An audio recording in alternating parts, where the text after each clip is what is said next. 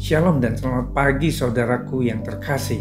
Kita mengucap syukur untuk kasih dan anugerah Tuhan di dalam hidup kita. Mari kita berdoa. Bapa, dalam nama Tuhan Yesus kami bersyukur untuk berkat kemurahan-Mu pagi hari ini. Terima kasih Tuhan, kami diberi kesehatan, kekuatan, dan berkat-Mu yang berlimpah. Pada saat ini kami mau mendengar pesan-pesan firman-Mu yang Kau sampaikan pada pagi ini. Hanya di dalam nama Yesus kami berdoa. Amin. Tema renungan kita pagi ini adalah jangan pernah menyalahkan Tuhan. Firman Tuhan diambil dari Ayub 10 ayat 6-8. Demikian firman Tuhan, sehingga engkau mencari-cari kesalahanku dan mengusut dosaku, padahal engkau tahu bahwa aku tidak bersalah dan bahwa tidak seorang pun dapat memberi kelepasan dari tanganmu. Tanganmulah yang membentuk dan membuat aku, tetapi kemudian engkau berpaling dan hendak membinasakan aku. Saudaraku, penderitaan, masalah, kesulitan, dan kesengsaraan yang terjadi di dunia ini memang tak pandang bulu.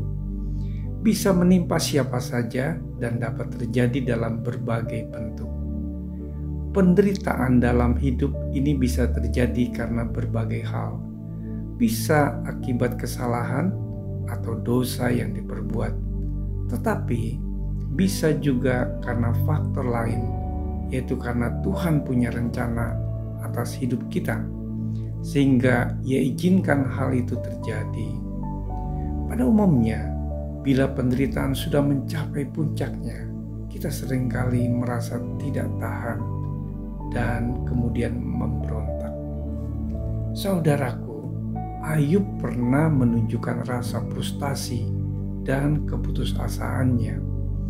Aku telah bosan hidup, aku hendak melampiaskan keluhanku, aku hendak berbicara dalam kepahitan jiwaku. Mengapa engkau menyebabkan aku keluar dari kandungan? Lebih baik aku binasa sebelum orang melihat aku. Karena penderitaan yang dialami terasa berat, Ayub merasa menyesal mengapa ia dilahirkan ke dunia. Ia pun sempat menganggap bahwa Tuhanlah yang menjadi penyebabnya. Bahkan Ayub menuduh Tuhan telah dengan sengaja menindas hidupnya dan berkompromi dengan kehidupan orang-orang yang berlaku fasik.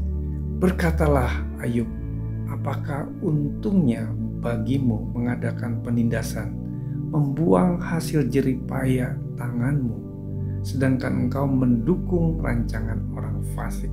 Bukankah ketika kita sedang terpuruk dan berada di titik terendah dalam hidup ini, kita sering berbuat yang seperti Ayub lakukan?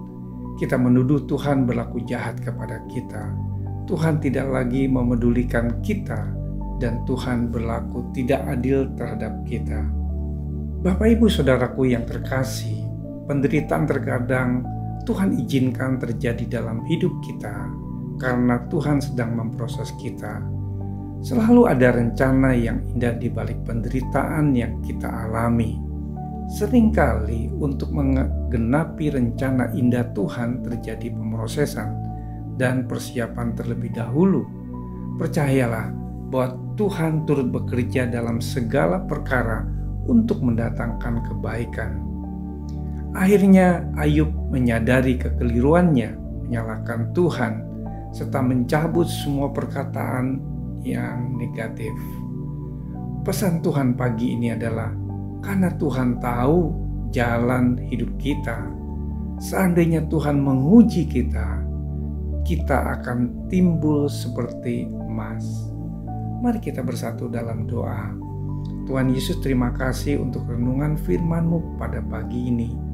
Tuhan Yesus, kami percaya Engkau selalu memberi yang terbaik dan Tuhan turut bekerja dalam segala perkara. Ampuni kesalahan kami ketika kami keliru menyalahkan Tuhan. Kiranya Roh Kudus akan menolong agar kami selalu memegang janji Tuhan, sehingga hidup kami memiliki pandangan yang benar dan tetap percaya kepadamu. Di dalam nama Tuhan Yesus kami berdoa. Haleluya. Amin. Selamat beraktivitas. Tuhan Yesus memberkati.